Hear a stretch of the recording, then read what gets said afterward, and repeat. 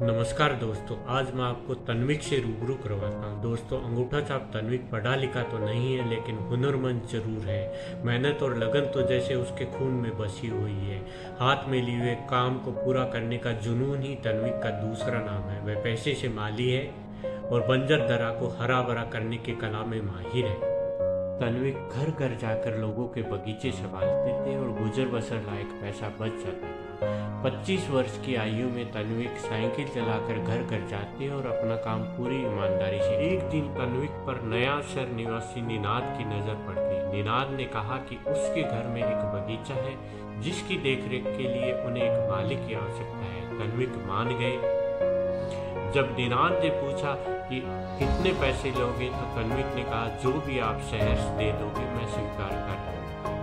निनाद का घर नया शहर के पोश इलाके में था। वहाँ अधिकतर धनाढ्य लोगों की कोठियां थी। अगली सुबह तन्विक साइकिल पर आए। निनाद से कहा राम राम सेठ, औजार निकाले और काम में जुट गए। 15 दिन में तन्विक ने बगीचे का कायाकल्प ही कर लिया। बगिया को ऐसा सजाया कि स्वयं निनाद ही देखकर हैरान रह गए। फिर तन्विक ने आसपास के लोगों से संपर्क साधना शुरू किया और उन्हें निनाद के बगीचे में किया रूपांतरण दिखाया।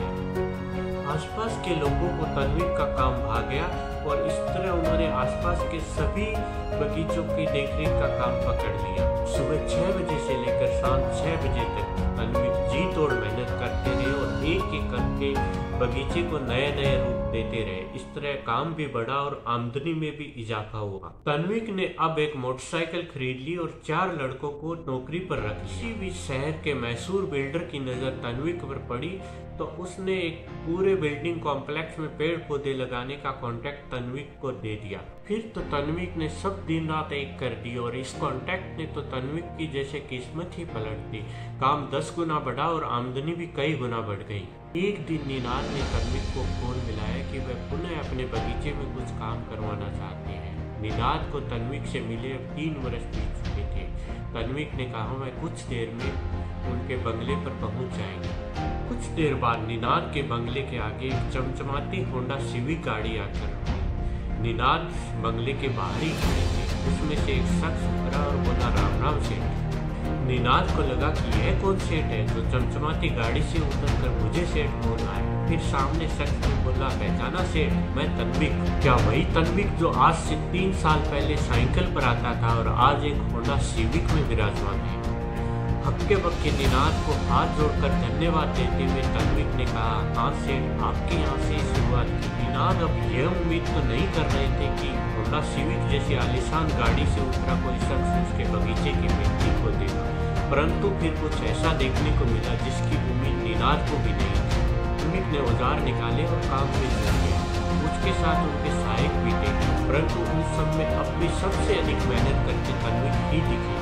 इसी दरमियान निनाद ने तन्विक की तस्वीरें खींची। निनाद के लिए सारा घटनाक्रम अविश्वसनीय था। एक साधारण सा मालिक जो एक साइकिल से होंडा सिविक तक का सफर तय कर चुका था और आज भी अपने काम के प्रति उतना ही निष्ठावान व समर्पित था। आज भी उसके हृदय में अपने काम के प्रति उतना ही सम्मान व उत्साह था। दोस्तों, साइकिल से सिविक तक के सफर में तन्विक का एक ही हम सफर रहा है, उसकी मेहनत, उसका पुरुषार्थ और उसका जुनून। हम सबके मन में कुछ बड़ा करने की चाहत तो है, परंतु शून्य से शुरुआत करने से हिचकिचाते हैं। किसी भी बड़े काम की शुरुआत बेशक छोटी हो, परंतु तन्विक की कहानी इस बात का जीवंत उदाहरण है कि कर्मठता और पुरुषार्थ के दम पर इंसान साइकिल से होंडा सिविक तक का सफर तय कर सकता है। 100 तक पहुंचने का सफर 0 से ही शुरू होता है। दोस्तों, वीडियो कैसा लगा है कमेंट करके जरूर बताना और वीडियो पसंद आए तो इसको लाइक और शेयर भी कर देना और हाँ, मेरे चैनल को जरूर से सब्सक्राइब कर देना। दोस्तों, अगर आपने भी अपने जीवन में 0 से संघर्ष करके एक मुकाम हासिल किया है तो दिए गए नंबर पर संपर्क करें।